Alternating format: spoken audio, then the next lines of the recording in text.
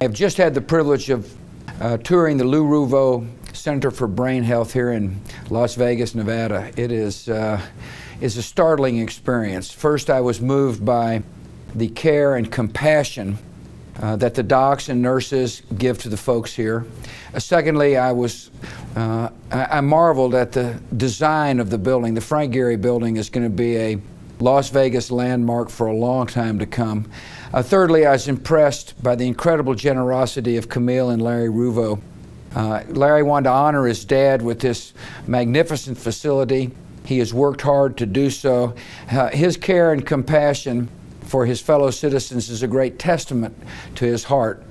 I wish all the people who work here at the Lou Ruvo Brain Center all the very best as you help to make people's lives better.